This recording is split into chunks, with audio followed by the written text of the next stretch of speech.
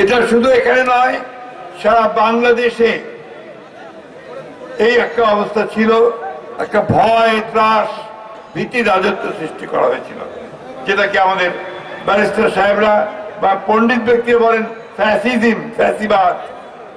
সেই ফ্যাসিবাদ জিনিসটা কি? ফ্যাসিবাদ হচ্ছে যখন একটা সরকার নির্বাচনের নাম করে ক্ষমতায় যায়, ক্ষমতায় গিয়ে তারপরে একটা ভীতি, একটা ত্রাসের রাজত্ব সৃষ্টি করে, সে তখন গুম করে খুন করে যেভাবেই হোক সে ক্ষমতায় জোর করে টিকে থাকার চেষ্টা করে। হাসিনা তাই করেছে, তাই না? জোর করে মানুষ চায়নি, কিন্তু সে তিনটা নির্বাচন এইভাবে মিথ্যা কথা বলে জনগণকে বোকা বানিয়ে সে তিনটা নির্বাচন করে জোর করে ক্ষমতায় বসেছে। সে ভেবেছিল কোনোদিন ক্ষমতা থেকে যাবে না, কিন্তু আমরা বলি না একটা কথা যে আল্লাহ তাআলা ভাবে একরকম, মানুষ ভাবে একরকম, আল্লাহ তাআলা কিন্তু ভাবে আরেক রকম, তাই না? দেখেন কিভাবে একেবারে কয়েক মাসের মধ্যেই এই হাসিনাকে সব পরিবার সহ ছেলে মেয়ে বউ, বউর বউ, ছেলের বউ সবকে নিয়ে পালিয়ে যেতে হয়েছে, তাই না? এবং যাওয়ার সময় সে সময় পর্যন্ত পায় নাই।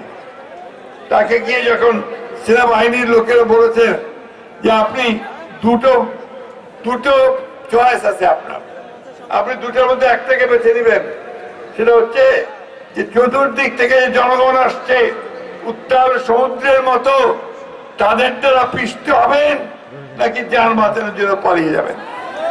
সেই নেত্রী যিনি সবসময় বলতেন যে আমি পালাই না, আমি ভয় পাই না, আমি মুজিবের বেটি, আমি পালাই না, বলতো না?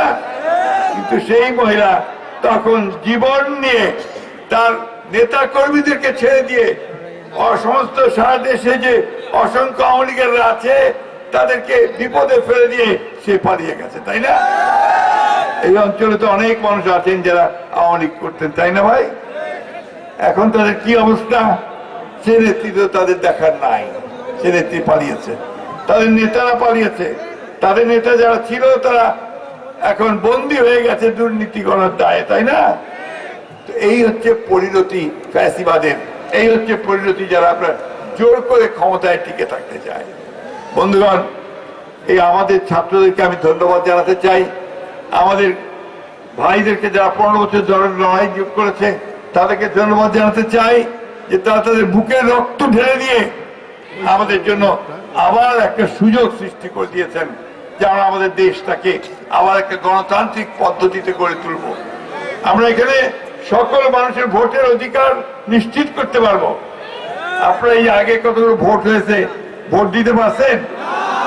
আমাদের ছেলেরা ভোট দিতে পারছে? কেউ পারে না। 3 বার 15 বছর ধরে আর ভোট দিতে পারে না, তাই না? সেই ভোটের অধিকারটা আমরা ফিরে চাই। আমার ভোট আমি দেবো, যাকে খুশি তাকে দেবো, তাই না? এটা বললে আবার কিছু কিছু লোকজন একটু অসন্তুষ্ট হচ্ছে যে খালি ভোটে চাচ্ছেন। হ্যাঁ, মানে ভোট চাচ্ছি এই জন্য যে আমরা ভোটটা দিতে পারলে আমরা আমাদের সঠিক লোক নির্বাচন করতে পারবো, সেই লোক পার্লামেন্টে গিয়ে আমাদের জন্য ভালো কাজ করবে, দেশটাকে ভালোভাবে সঠিকভাবে সাজায় দিবে, তাই না? এটাই আমরা চাচ্ছি। আমরা বলেছি যে সংস্কারটা আমরা চাই। আমরা 2016 সালে আমাদের নেত্রী দেশনেত্রী বেগম খালেদা জিয়া তিনি ভিশন বাংলাদেশ 2030 দিয়েছিলেন। বাংলাদেশের কি হতে পারে ভবিষ্যতে